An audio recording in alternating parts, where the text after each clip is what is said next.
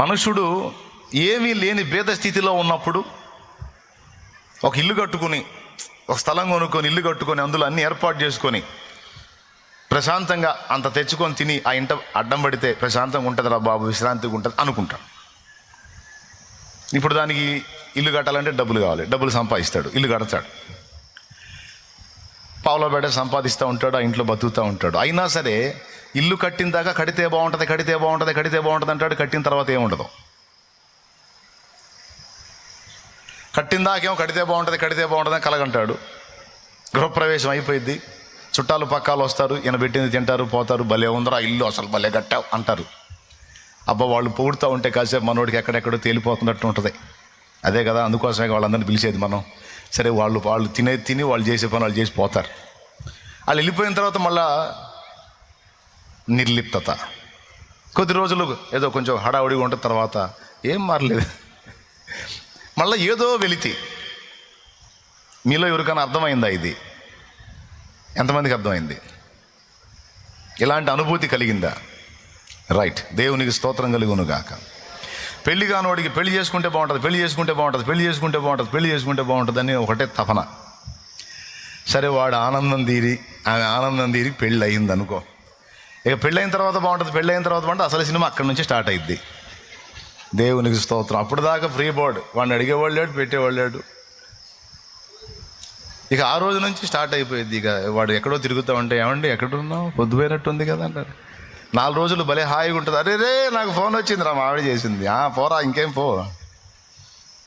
4 నెలలు అయిన తర్వాత ఏమండి ఎక్కడుందంటే, యాడుంటే నీకెందుకు, పోడు అయిపోయింది నీది పోడు. పెళ్ళి అయితే బాగుంటుంది అనుకున్నారా, పెళ్ళి అయినా కూడా ఏం బాగాలేదురా. ఉద్యోగం వస్తే మామూలుగా ఉంటుంది, ఇక ఉద్యోగం వస్తే సూపర్గా ఉంటుంది అనుకుంటాడు చదివినోడు. ఉద్యోగం వచ్చిన తర్వాత బాగుందా అని అడిగితే, ఏం బాగు సార్, పొద్దున్న 10ంటికి పోయి సాయంత్రం 8 దాకా చేస్తున్నాం వాడిని, ఏం అంటే. మనిషి భూమి మీద విలాసవంతంగా బతకడానికి కావలసిన వనరులన్నీ సమకూర్చుకొని అన్నీ కొప్పేసుకుంటే సూపర్గా బతకొచ్చు అనుకొని వాటన్నిటినీ పోగు చేసుకోవటానికి ముందు డబ్బు పోగు చేసుకుని ప్రపంచ ప్రఖ్యాతిగాంచినటువంటి మిలియనీర్స్లో, బిలియనీర్స్లో, ట్రిలియనీర్స్లో ఎక్కువ మంది ఆత్మహత్యలు చేసుకొని చచ్చిపోయారు. గతంలో చెప్పా, కావాలంటే పరిశోధించుకోండి.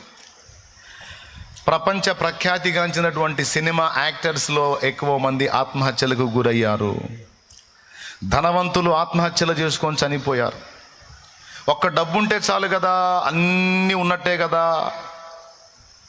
డబ్బే కదా కేంద్ర బిందువు, అది ఉంటే చాలు కదా, దాన్ని బట్టి అన్నీ సమకూర్చుకోవచ్చు, ఎదురుండదు ఇక మనకి అనుకొని బతుకంతా కష్టపడి కొప్పేసుకుంటే తీరా అదంతా పోగు చేసుకున్న తర్వాత విశ్రాంతి ప్రశాంతత కాదు కదా, దడ ఆయాసం ఎక్కువైపోయి ఒత్తిడికి గురై నానా రకాల టెన్షన్లకు గురై చివరికి ఆ ఇరిటేషన్లో చచ్చిపోయారు.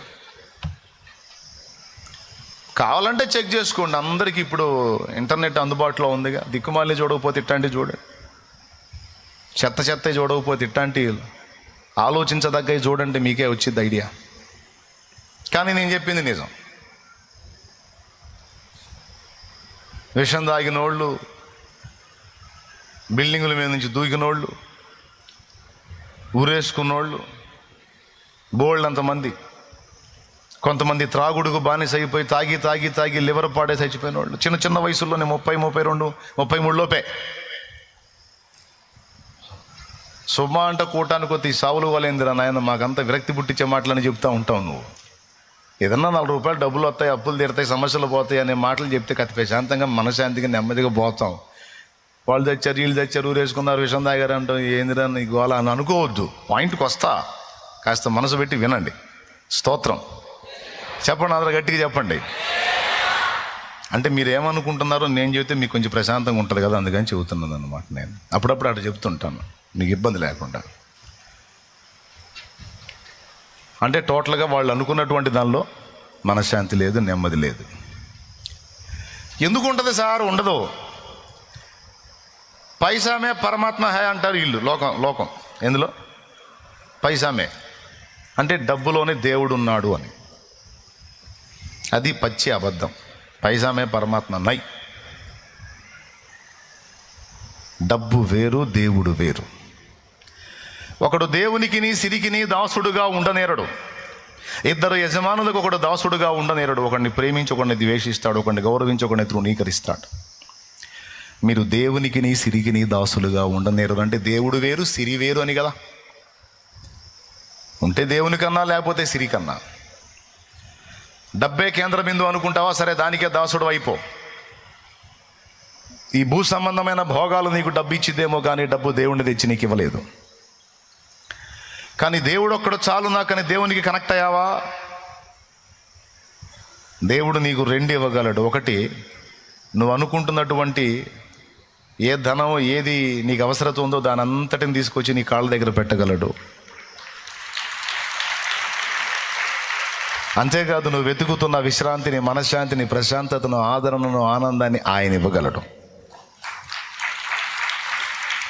సిరి చాలు, సిరి చాలు, సిరి చాలు, సిరి చాలు, డబ్బు చాలు, డబ్బు చాలు, డబ్బు చాలు, డబ్బు చాలు అని కేవలం అదే కేంద్ర బిందువుగా చేసుకొని బ్రతికేవానికి డబ్బు రావచ్చు. డబ్బు ద్వారా అనేక వనరులు, బిల్డింగు, అందులో కావలసిన ఐటమ్స్ అన్నీ నీకు రావచ్చు. కానీ దేవుని గుప్పెట్లో ఉన్నాయి మాత్రం డబ్బు నీకు తెచ్చి ఇవ్వలేదు. ఇది పచ్చి నిజం. దేవుని గుప్పెట్లో ఏమున్నాయి? ఆ లైట్లు ఎందుకు వచ్చి ఆరిపోతున్నాయి? దేవుని గుప్పెట్లో ఏమున్నాయి?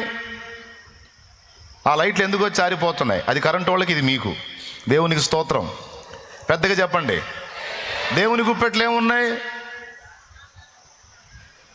నీ సన్నిధిని సంపూర్ణ సంతోషము కలదు, నీ కుడి చేతిలో నిత్య సుఖములు కలవు.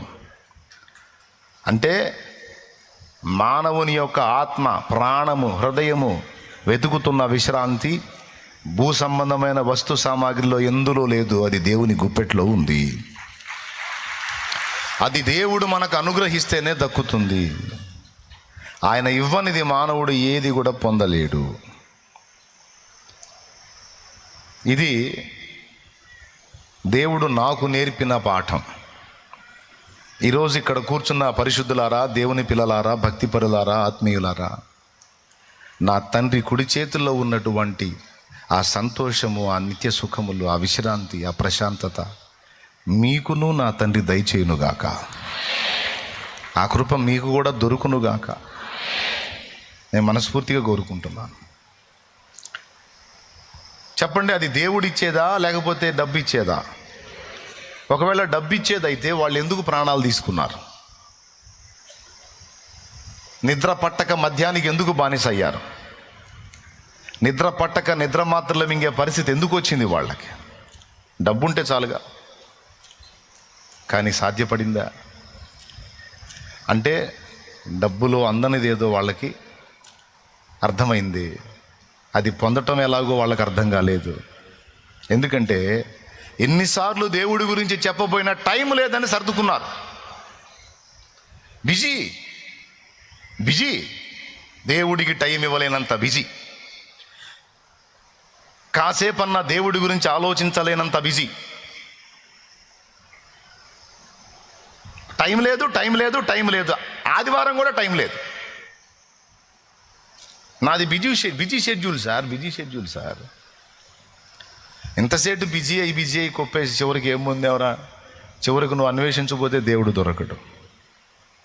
ఎందుకంటే ఎన్నోసార్లు దేవుడు నీ తలుపు తట్టాడు, నువ్వు తీయలేదు. ఇక నువ్వు తలుపు తట్టబోయేటప్పుడు నీ టైం అయిపోతుంది. అందుకే నేను చెప్తున్నా, నువ్వు ఎంత బిజీ షెడ్యూల్లో ఉన్నా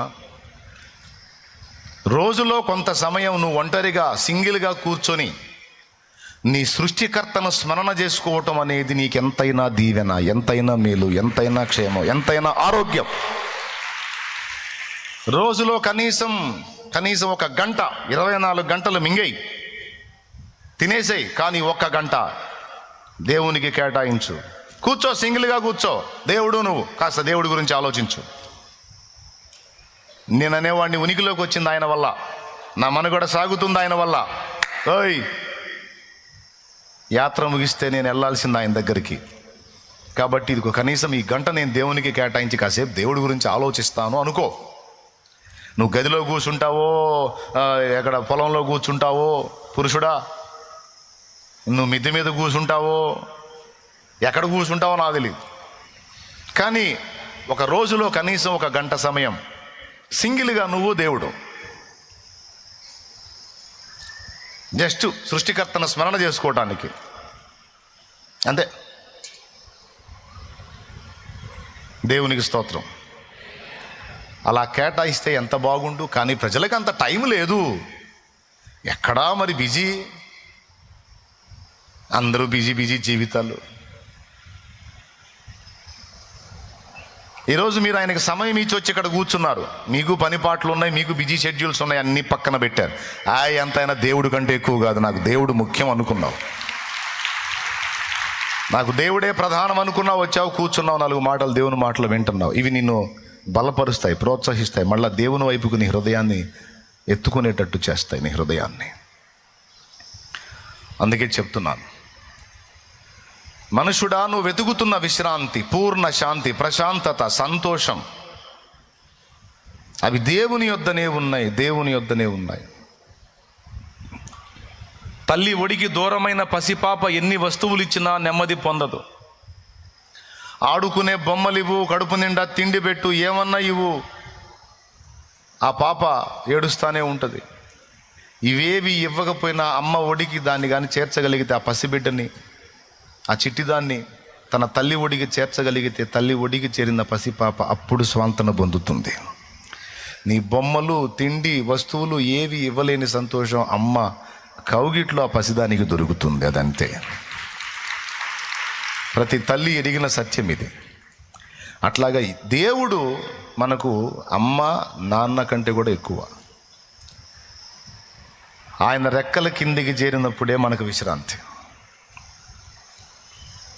దాన్ని ఇక్కడ చెప్పాడు. ఇది మొదటి సంగతి. 2 చెప్తానన్నా. మొదటిది ఏమిటి? మనుషుడు వెతుకుతున్నటువంటి విశ్రాంతి, ప్రశాంతత, సంతోషము, మనశ్శాంతి, ఇవన్నీ దొరికే స్థలం ఒక్కటే ఉంది, అది దేవుని సన్నిధి. దేవుని సన్నిధి, దేవుని సన్నిధి, దేవుని సన్నిధి, దేవుని సన్నిధి. అందుకే రాజ్యాన్ని ఏలిన రాజైన దావీదు, యెహోవా యొద్ద నేను 1 వరం అడిగి తిని దాన్ని పొందవలెనని నేను ఎంతో కోరుచున్నాను అన్నాడు ఒక కీర్తనలో. ఏ కీర్తన చూపిస్తా? 27వ కీర్తన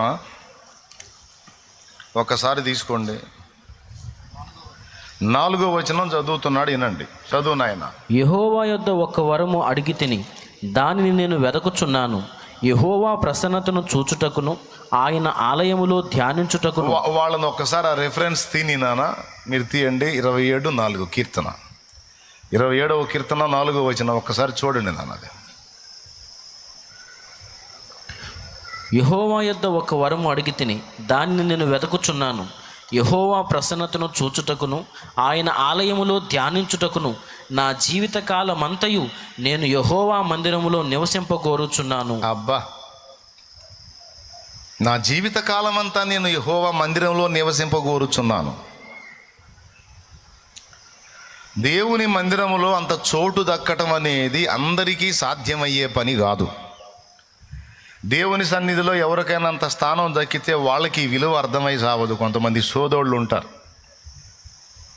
దేవుని సన్నిధిలో అంత స్థలం దొరికితే చాలరా అని దావీదు అంతటి రాజే అడుగుతున్నాడు. దేవుని మందిరంలో అంత స్థానం చిక్కటం ఎంత విలువైనదో కొంతమంది నిద్రమోహం వాళ్ళకి అర్థం కాదు. దాన్ని కాలితో తన్నినట్టు పోగొట్టుకుంటారు. విలువలు ఎరగని వాళ్ళు, దాన్ని విలువనెరిగిన వాళ్ళు దావీదు వలె గోజాడతారు. దేవుని మందిరంలో నాకంత చోటు దొరికితే చాలని. యెహోవా యొద్ద 1 వరం అడిగి తిని అది నేను పొందవలెనని నేను ఎంతో ఆశించుచున్నాను. ఏమిటయా ఆ వరం? ఇప్పటికే 12 మంది భార్యలు ఉన్నారు, ఇంకో 12 మందిని కోరతావా? ఏం కోరుతావు? ఏమిటి ఆ వరం అంటే, నాకేం వద్దు సార్, రాజ్యాలు వద్దు, సింహాసనాలు వద్దు, 12 మంది భార్యలు వద్దు, నాకు ఇల్లు వద్దు, సంసారం వద్దు, నాకేం వద్దు సార్. మరేం కావాలి? ఆయన సన్నిధి కావాలి నాకు అని నేను పాడితే కొంతమంది యవనస్తులకి విచిత్రంగా ఉంటుంది. శాలేమన్న దగ్గర వచ్చిన సమస్య ఇదే. పోయి సన్నాసుల్లో కలవన్నట్టు చెబుతాడు. అరే చిన్న చిన్న వయసులో ఏవో కోరికలు ఉంటాయి, ఆలోచనలు ఉంటాయి, ఏవో అంచనాలు ఉంటాయి, ఏవో అది ఉంటుంది, ఏదో ఇది ఉంటుంది. ఆయన దగ్గరికి పోతే ఎక్కడెక్కడున్న వైరాగ్యం అంతా తెచ్చి మన తలకాయలో పెడతాడు. బతుకుల మీదే విరక్తి పుట్టిస్తాడు. శాలేమన్నా అంతే, ఆయన తయారయ్యాడని అందరిని అంతే తయారుగా అమ్మంటాడు. అదే ఏదన్నా దేవుని మందిరానికి పోయినప్పుడు బతుకుల మీద ఆశలు పుట్టేటట్టు మాట్లాడాలి. జీవితం అంటే కొంచెం సంతోషం కలిగేటట్టు మాట్లాడాలి. శూన్యంలాగా మాట్లాడతాడింది అంటే ఇప్పుడు దావీదులాగా అందరికి అన్ని వదిలిపెట్టి వచ్చి మందిరాల్లో కూర్చోవటమేనా? అందరూ వచ్చి మందిరాల్లో కూర్చుంటే ఎంతమందికి ఏడబెడతాడు ఆయన ఆహారం? సమస్య ఆయనకే అర్థం చేసుకోవడం పాడలేదు. ఏందేందో చెబుతూ ఉంటాడు అనుకుంటున్నారు కదా. నాకు తెలుసు, అనుకోకపోయినా నేను అనిపిస్తాగా. దేవునికి స్తోత్రం, హల్లెలూయా. నేను చెప్పేది మాత్రం జీవిత సత్యం. ఇక్కడ వయసుతో నిమిత్తం లేదు, వయసుతో నిమిత్తం లేదు. ఎందుకంటే లోకములో ఉన్న వాటిని అన్నిటినీ దాదాపు అనుభవించినటువంటి ఒక మహాజ్ఞాని ఒక బంగారం లాంటి మాట చెప్పాడు. ఏంటో తెలుసా? నీ బాల్య దినములయందే నీ సృష్టికర్తను స్మరణకు తెచ్చుకో, జ్ఞాపకం చేసుకో, ఆయనకు కనెక్ట్ అవ్వు, అంతకు మించిన గొప్పది ఏది లేదని. ఏ దినాల్లో స్మరణకు తెచ్చుకోమన్నాడా? ఇందాక నేను పాడిన లాంటి పాటలు ఎవరు పాడాలంటే అన్నీ సరుకు అయిపోయిన ముసలోళ్ళు పాడాలి అనుకుంటారు సహజంగా. సరుకంతా అయిపోయి కూర్చుంటే లేవలేక, లేస్తే కూర్చోలేక ఆ మంచంలో కూర్చొని వెండి బంగారములు నాకు వలదు అంటే సరుకు అయిపోయిన వాళ్ళు పాడితే బాగుంటుంది. అసలు జీవితం ఇప్పుడే స్టార్ట్ అయితే వెండి బంగారాలు వద్దేంది? దేవుడు చిత్తం అయితే అవన్నీ కావాలి అని మనం ఎదురు చూస్తుంటే ఏవి నాకు వద్దంటే ఆయన ఈకుండా ఎగ్గొడితే పొరపాటును కూడా నేను బాండు అనుకుంటారు కొంతమంది. వెర్రిమొహమా? అసలు రహస్యం అక్కడే ఉంది. దేవుణ్ణొక్కడిని పక్కన పెట్టి, వినండి, దేవుణ్ణొక్కడిని పక్కన పెట్టి జీవితంలో ఏది పొందుకొని ఏది సంతోషంగా అనుభవిద్దామని వెంపర్లాడతారో మనుషులు, వాటిని వేటిని కూడా నిజంగా అనుభవించలేరు పక్క. కానీ దేవుణ్ణొక్కడిని కలిగి ఉంటే దేవుడు భూమి మీద మానవుడి ఆనందమయమైన జీవితానికి సిద్ధపరిచినవన్నీ అందుబాటులోకి తెస్తాడు. అందులో ఉన్న ఆనందాన్ని అనుభవంలోకి తెస్తాడు. ఆ నెమ్మదిని ఇవ్వగలుగుతాడు. నేను చెప్తున్నా, నిజంగా లైఫ్ని ఎంజాయ్ చేసేవాళ్ళు ఎవరైనా ఉన్నారు అంటే సరిగ్గా దేవునికి కనెక్ట్ అయిన వాళ్ళే ఎంజాయ్ చేస్తారు పక్క. నిజంగా జీవితాన్ని ఆనందంగా అనుభవించే వాళ్ళు ఎవరైనా ఉన్నారు అంటే దేవునికి సరిగ్గా కనెక్ట్ అయిన వాళ్ళే అందులో ఉన్న మాధుర్యాన్ని ప్రాక్టికల్గా అనుభవించగలుగుతారు. ఎందుకంటే దాన్ని అనుభవంలో తీసుకొచ్చి అందులో ఉన్న ఆనందాన్ని మనకు అనుభవంలోకి తీసుకొచ్చేది దేవుడే.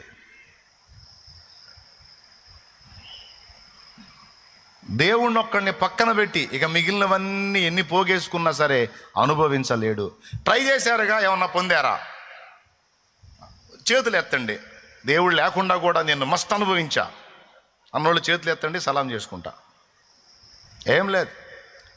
ఇప్పుడు దేవుళ్ళలోకి వచ్చి మారు మనసు పొంది రక్షణ పొంది దేవుని మార్గంలో బతుకుతున్న తర్వాత ఇల్లు, సంసారం, కుటుంబం, బాధ్యతలు, పద్ధతి, 4 రూపాయల సంపాదన, ఒక క్రమం, ఒక విధానం వచ్చిందా రాలేదా?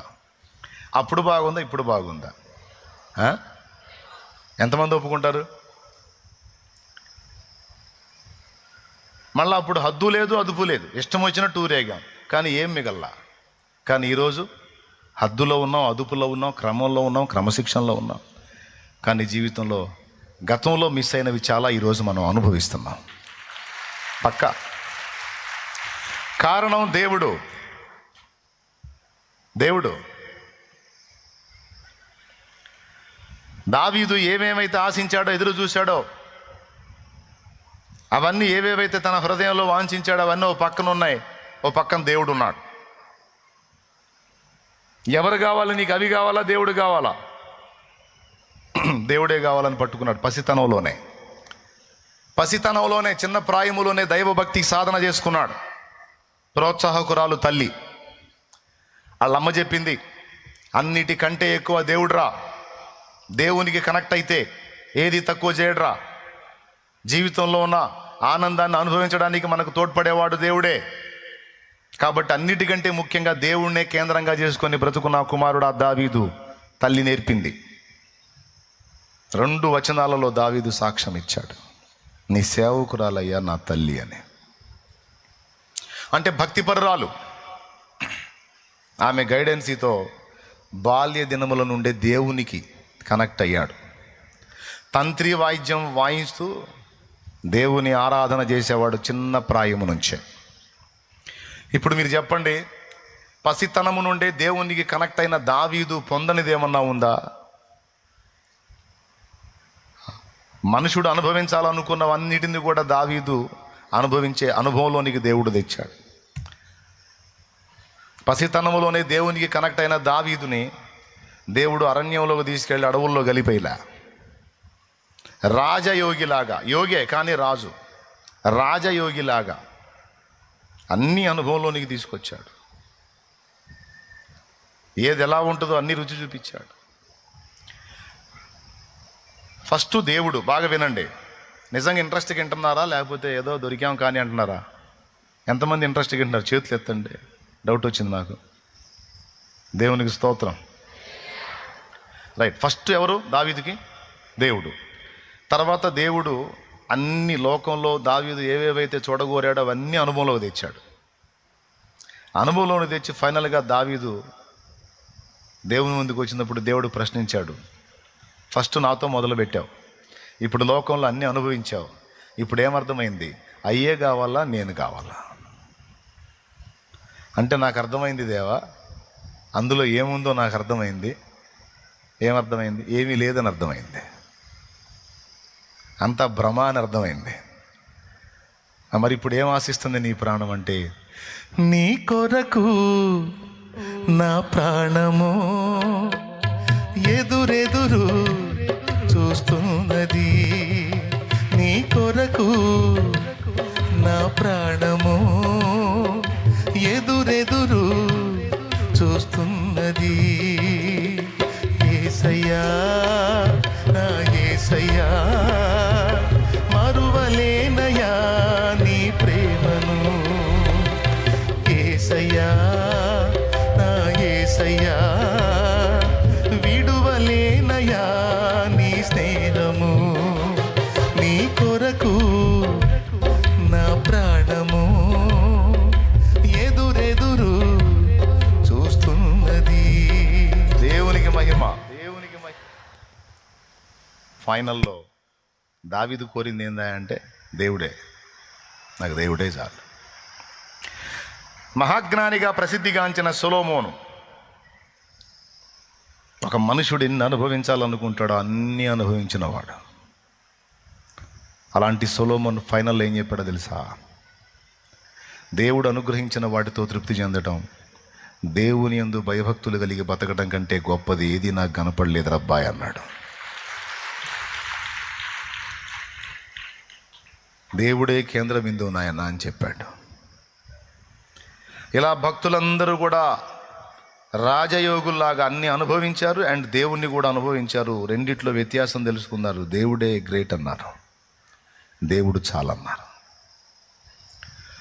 నేను మీకు చెప్పే సలహా ఏంటంటే, అంతా సరికైపోయిన తర్వాత వైరాగ్యంతో దేవుని మీద ఆనుకోవటం కాదు, కానీ బాల్య దినముల నుండే దేవునితో అనుబంధాన్ని ఏర్పరచుకొని దేవుని మీద ఆనుకొని బ్రతకటం అనేది ఎవరు నేర్చుకుంటారో వారు ధన్యులు. బాల్య దినముల నుండే దేవుని మీద ఆనుకుని ఎవరు బ్రతకటం నేర్చుకుంటారో వాళ్ళు ధన్యులు. వాళ్ళు నిజముగా విశ్రాంతిని, ప్రశాంతతను అనుభవించగలుగుతారు, అందులో జీవించగలుగుతారు. దేవుడు మానవునికి సిద్ధపరిచిన ఆనందాన్ని, సంతోషాన్ని కూడా వాళ్ళు అనుభవించగలుగుతారు.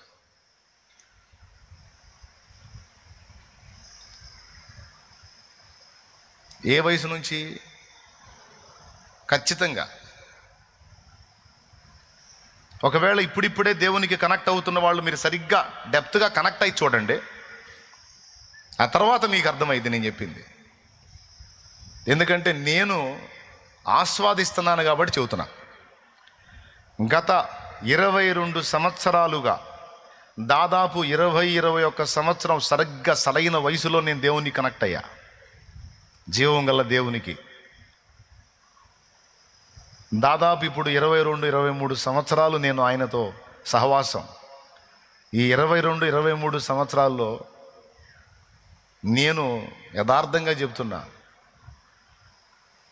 అన్ని విషయాలలో దేవుడు నాకు కృపను అనుగ్రహించి అన్ని విషయాల్లో నా సాయం చేశాడు ఆయన.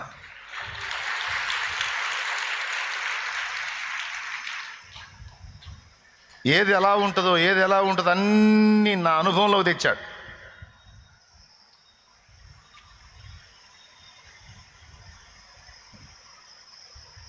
ఇప్పుడు నేనేది పొందలేదు, నేనేది అనుభవించలేదు, నేనేది ఇది కాలేదు అది అన్న ఫీలింగ్ లేదు.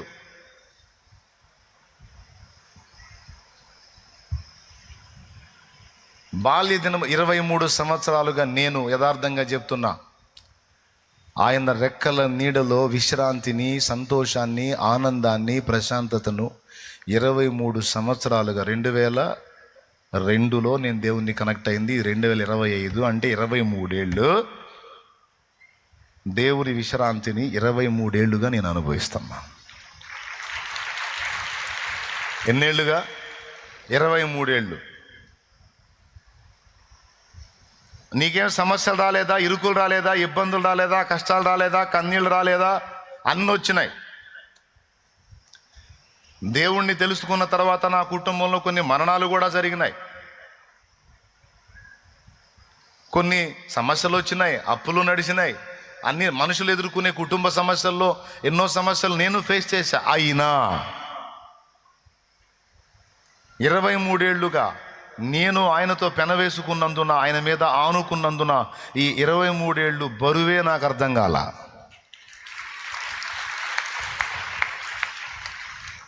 ఎందుకంటే కనీసం నా బరువును కూడా నేను మోసుకోవాలా. నా బరువును కూడా ఆయన మీదే వేశాను, మొత్తం కలిసి ఆయనే మోసాడు. ఏదొచ్చినా స్టార్టింగే నేను ఫేస్ చేసేది, తర్వాత అప్పచెప్పేది ఆయనకే. ఏదన్నా నా తలుపు తట్టని ఫస్ట్ ఎదుర్కొనేది నేను, తర్వాత సైడ్ అయ్యేది ఆయన అప్పచెప్పేది. సీన్లోకి ఆయన వస్తాడు ఇక, ఎందుకంటే ఆయన మీద అనుకున్నా. ఏమన్నా అర్థమవుతుందని నా శోభ? 23 ఏళ్ళుగా అంటే సరైన ప్రాయం.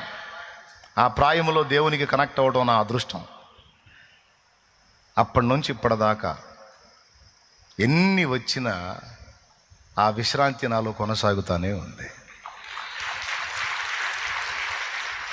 అది నేను చెప్పేది. ఆ ప్రశాంతత ఒక పక్క కొనసాగుతూనే ఉంది. పెను తుఫానులో నాదు ప్రశాంతత, నా వేదనలో దివ్యాదరణ. పెను తుఫానులో నాదు ప్రశాంతత, నా వేదనలో. దోణిలో యేసయ్య ఉన్నాడని అర్థమైంది. ఫస్ట్ నేను ముందు చేసుకునే పని ఏంటంటే దోణిలోకి యేసయ్యని ఎక్కించుకోవటం. ఇంకెవరు వద్దున్నా, నువ్వు ఎక్కువ నాయన, నువ్వు కూర్చో, నువ్వు నడుపు. దోణిలో యేసయ్య ఉన్నాడా లేదా ఒకటి చూసుకున్నా. యేసయ్య వచ్చాడు దోణిలోకి. ఇంకంతే. తుఫాన్ ఎగిరి కొట్టినా, గాలి వీచినా, అలలు ఎగసి కొట్టినా భయం లేదు. ఎందుకు? ఆయన ఉన్నాడు దోణిలో, నాకు భయం లేదు.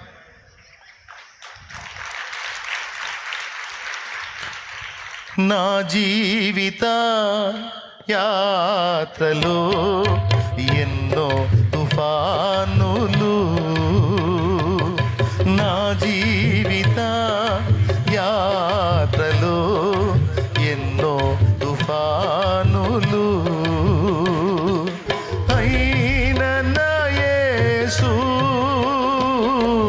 నా పక్షమై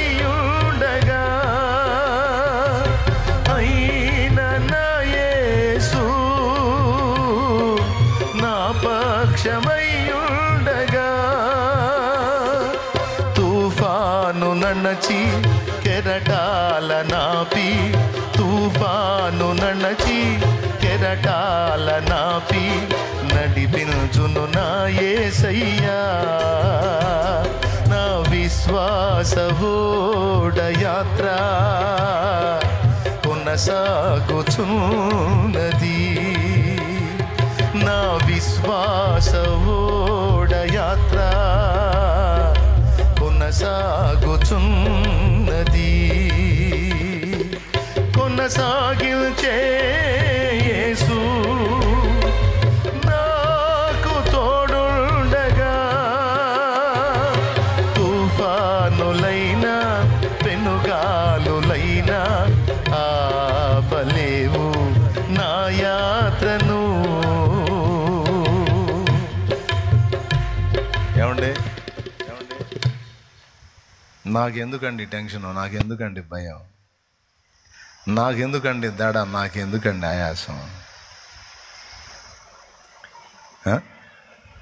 నన్ను ప్రేమించి నా కోసం తన్ను తానే అప్పగించుకొని ప్రాణం కంటే పిచ్చిగా నన్ను ప్రేమించే పిచ్చి ప్రేమికుడు నాకు ఒకడున్నాడు. నీ కొరకై తన ప్రాణము పెట్టిన ప్రేమను చూడమ్మా, నిన్ను చూడగా ఉండలేని ఆ ప్రేమే నిజమమ్మా. నీ కొరకై తన ప్రాణము పెట్టిన ప్రేమను చూడమ్మా, నిన్ను చూడగా ఉండలేని ఆ ప్రేమే నిజమమ్మా. అందరూ నిన్ను మరచిన గాని మరువని స్నేహితుడే, కొందరిలాగా మధ్యలో నిన్ను విడువని ప్రేమికుడే. అందరూ నిన్ను మరచిన గాని మరువని స్నేహితుడే, కొందరిలాగా మధ్యలో నిన్ను విడువని ప్రేమికుడే. రక్తము పోసి ప్రేమ లేఖ నీకు రాసిన నీ ప్రియుడే, రక్షణనిచ్చి రాణిగా చేసే యేసురాజుగనుడే. కళ్ళ ఎరుగని తెల్ల పావురమపై పైకెగిరావా, కఠినమైన ఈ లోకపు పోకడ కానక ఉన్నావా. హల్లెలూయా హల్లెలూయా. ఒక కారణమే నేను చెప్పింది, ఇంకొకటి ఉంది, అది ముఖ్యమైనది. అది కూడా రెండే చెప్తా, ఎక్కువ చెప్పను, మళ్ళీ ఎక్కువ చెబితే మీరు మర్చిపోతారు. అందుకని పెను తుఫాన్లు ఎన్నో లేచి నా దోణి మీద కొట్టాయి, అనేక రూపాల్లో. ఈరోజు మీ మీద ఎన్నైతే కొడుతున్నాయో, ఎన్ని రూపాల్లో మీ మీద దాడి జరుగు, ఆఖరికి ఇంట్లో మరణాలు కూడా అని చెప్పా కదా నేను. అన్నీ నడిచినాయి. ఎన్ని జరిగినా పెను తుఫానులు ఎన్ని వచ్చినా, ఎన్ని శోధనలు వచ్చినా, ఎన్ని కొట్టినా నా విశ్రాంతి డ్యామేజ్ అవ్వలేదు, నా ప్రశాంతత భంగం కాలేదు. కారణం ధోనిలో యేసున్నాడు, నేను ఆయనతో ఉన్నాను, ఆయన నాతో ఉన్నాడు.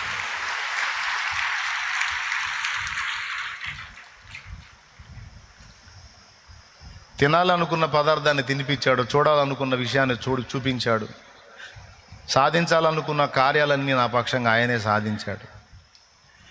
ఇక దేని గురించి కూడా నేను జుట్టు పీక్కునే పరిస్థితి లేదు. నాకు ఒక నమ్మకమైన ప్రియుడు, ప్రాణప్రియుడు దొరికాడు. ఆయనను నేను కాస్తో కూస్తో ఎరుగుదును. ఈరోజు మీకు చెప్తుంది ఏంటంటే, మీరు ఎరుగుదురా, మిమ్మల్ని పిలిచిన వానిని, మీకు తోడై ఉన్న వానిని, తన రక్తంతో మిమ్మల్ని కడిగిన వానిని మీరు ఎరుగుదురా. ఆయన మీద ఆనుకోవటం అనేది మీరు చేశారా? చేస్తే 23 ఏళ్ళుగా నేను అనుభవించిన విశ్రాంతి, సంతోషం, ఆనందం, ప్రశాంతత మీరు కూడా అనుభవిస్తూ ఉండాలి. మరి ఎంతమంది అనుభవిస్తున్నారో, ఎంతమంది అనుభవించట్లేదో మీరే ఆలోచించుకోండి. సమస్యలనే కామన్, నీకు నాకు అందరికీ. అయినా ఎన్నొచ్చినా చెరగని చిరునవ్వు, హృదయములో విశ్రాంతి. ఎవని మనస్సు నీ మీద ఆనుకొనునో, ఎవని హృదయము నీ మీద ఆనుకొనునో వానిని పూర్ణ శాంతి గలవానిగా నీవు చేయుదువు. ఎలయనగా అతడు నీ యందు విశ్వాసం ఉంచి ఉన్నాడు. అది 21 సంవత్సరం వయసు వచ్చిన దాకా ఆ గుడి, ఈ గోపురం, ఆ దేవుడు, ఈ దేవత అని తిరిగి తిరిగి తిరిగి తిరిగి తిప్పలబడ్డా. సరైన ఆధారం ఏది దొరకలేదు, సరైన నిశ్చయత దేని దగ్గర రాలేదు. అందుకే అన్ని కనబడ్డ వాటికన్నీ తిరిగా. ఒక దగ్గర నిశ్చయత వస్తే అక్కడ ఆగిపోతాం, కానీ అలా కాకుండా ఇంకొకటి అని మార్చామంటే ఎక్కడ నిశ్చయత లేదని అర్థం. కానీ ఒక్కసారి యేసును కలుసుకున్నాను, కథం ఇంక రెండో దాని వైపు చూడలా. ఒక్కసారే యేసును కలుసుకుంది, ఇంకంతే. మళ్ళీ రెండో వైపు తిరిగి అవసరమే రాలా. ఏం కావాలండి? అన్నీ యేసయ్య దగ్గర ఉన్నాయి.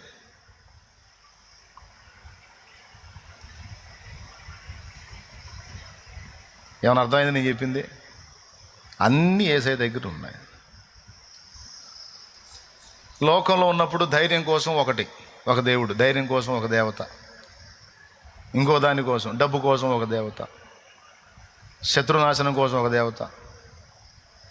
ఏమండి?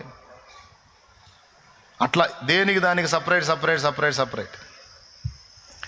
యేసయ్య దగ్గర అన్నీ ఉన్నాయి. అన్నిటికీ చాలినవాడు, ఉన్నవాడు.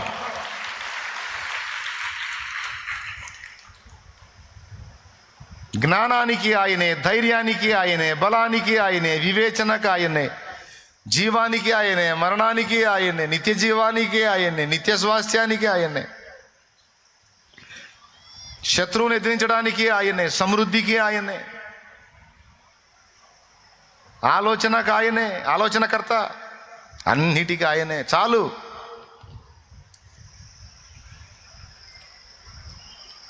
ఫస్ట్ ఆయన ఏమిటో కాస్త అవగాహన పొందుకున్నాను. 2 ఆధారపడ్డా. 23 ఏళ్ళుగా ఈ ప్రయాణం దేవుని కృపలో సాగుతుంది. ఇక ముందు కూడా ఆయన కృపలో అంతే సాగుతుంది. ఎందుకంటే అట్లనే అనుకొని ఉన్నా. మరి ఇంకా వేరే దిక్కు లేదు, వేరే మార్గం లేదు. కాబట్టి పాపం బోల్డ్ అంత వేదనలతో ఇక్కడికి వస్తారు కదా. నేనేదో సంతోషంగా ఉండి నేనేదో 4 మాటలు ఏదో చెప్పేసి పంపించడం కాకుండా నా విశ్రాంతి రహస్యం, నా ఆనంద రహస్యం మీతో పంచుకుందాం అనిపించింది. అందుకే ఇలా చెప్పా. ఇంతకేమన్నా అర్థమైందో మీకు? ఎంతమందికి అర్థమైంది? ఏమర్థమైంది? అదే ఇప్పుడు దాకా నువ్వు చెప్పింది అర్థమైంది. ఏం చెప్పాను? అదే మీ ఇప్పుడు దాకా విన్నది. అనకండే అన్నీ ఎక్కడున్నాయి? ఉన్నాయా? నిజంగా ఉన్నాయా? నమ్ముతున్నావా? అవన్నీ నీవు స్వతంత్రించుకోవటానికి ఏం చేయాలి? అంతే. ఆయన మీద ఆధారపడుట, ఆయన మీద ఆనుకొనుట. అరణ్యయాత్రలోనా నా దాగు. ఏమండి? మళ్ళీ పాటలు ఎక్కువైతే మాటలు పోతాయి, అందుకని ఆపేస్తున్నాలే. మీకు తెలియని పాట ఏంది? ఇంక పాడేముంది? సరే, మీరు ఎంతసేపు అడిగారు కాబట్టి పాడతాను. అరణ్యయాత్రలోనా నా దాగు చోటు నీవే, నా నీటి ఊట నీవే. అరణ్యయాత్రలోనా నా దాగు చోటు నీవే, నా నీటి ఊట నీవే. అతి కాంక్షణీయుడా ఆనుకొనెదని మీద, అతి కాంక్షణీయుడా ఆనుకొనెదని మీద. నా యేసు రాజా, నా ఆరాధ్య దైవమా, ఆరాధ్య దైవమా, నా స్తోత్ర గీతమా, నా స్తోత్ర గీతమా, ఆరాధ్య దైవమా. నా యేసు రాజా, రాజా, రాజా, రాజా, రాజా, రాజా. స్తోత్రం. యేసు రాజా, రాజా, రాజా, యేసు రాజా, రాజా, యేసు రాజా, రాజా, యేసు రాజా, రాజా,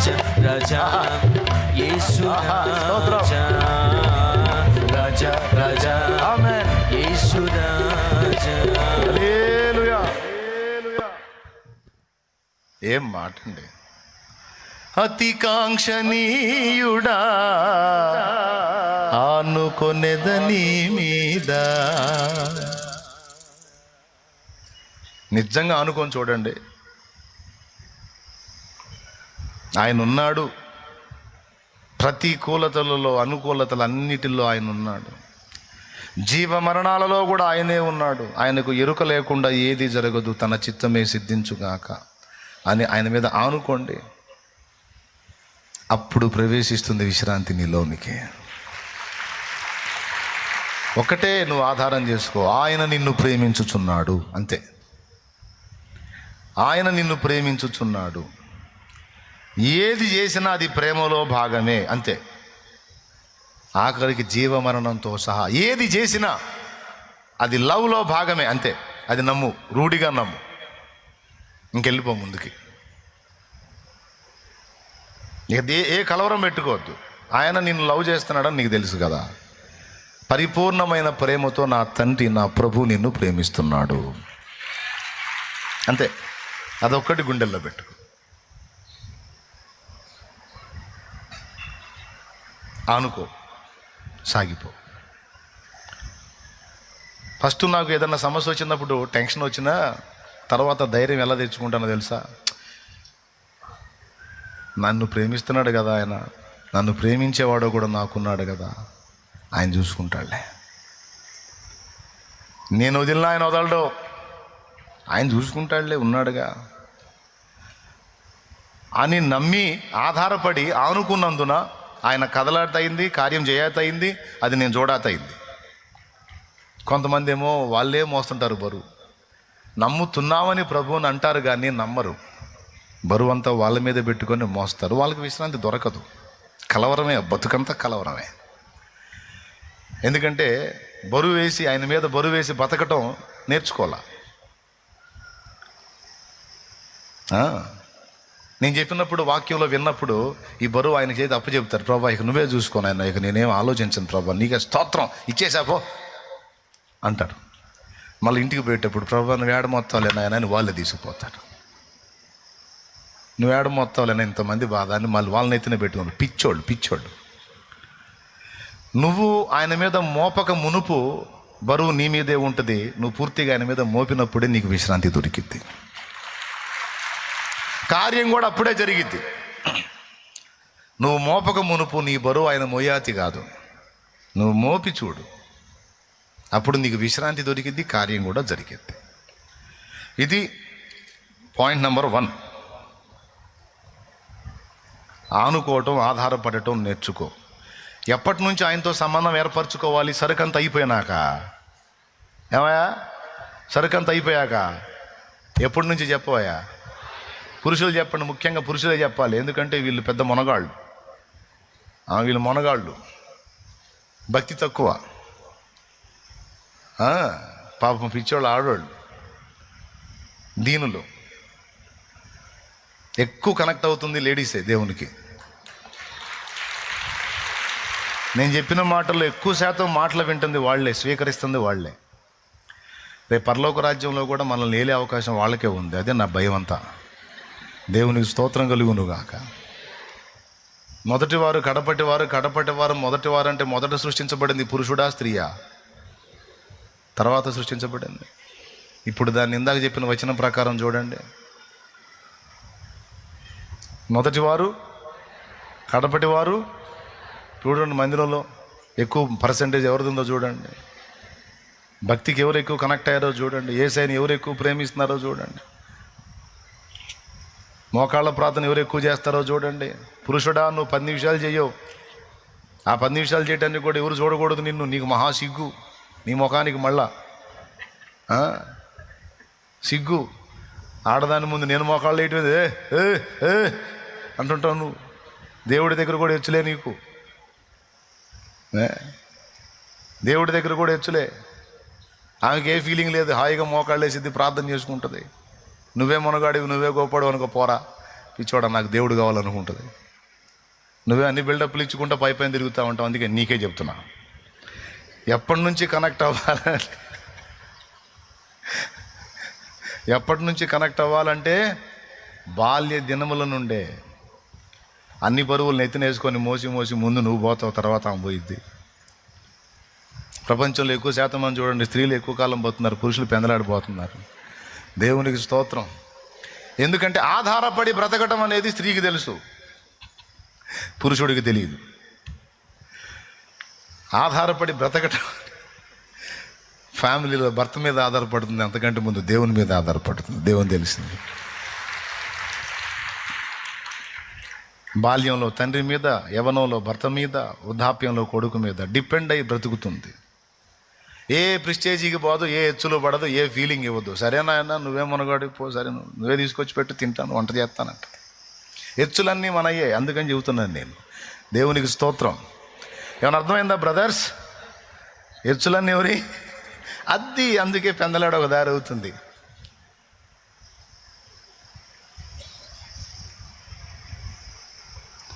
విచిత్రం చెప్పన, మనకంటే ఎక్కువ వర్క్ చేసేది హెచ్చులు పడదు. మళ్ళీ నీతో పాటు ఆఫీస్కి వెళ్ళి ఆమె కూడా జాబ్ చేసి వచ్చేది, నీతో పాటు సంపాదించింది. అక్కడ జాబ్ చేసి వచ్చి ఇంటికి వచ్చి నువ్వు బొబ్బుంటే,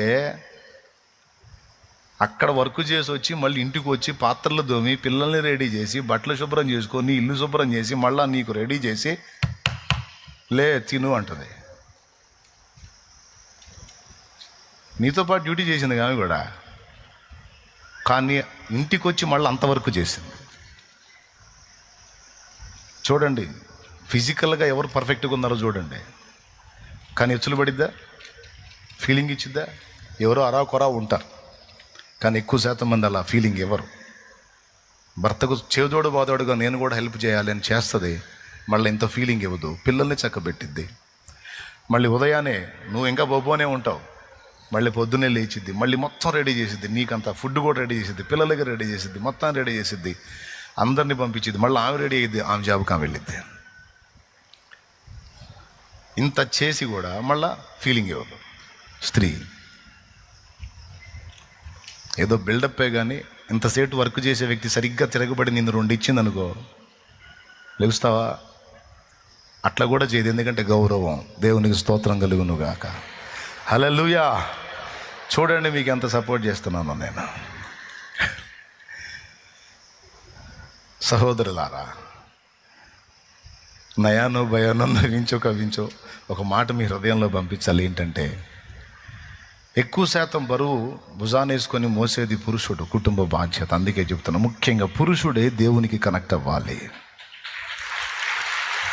పురుషుడు దేవునికి కనెక్ట్ అవ్వాలి. ఏ దినములో అంటే బాల్య దినముల నుంచే దేవునికి కనెక్ట్ అవ్వాలి.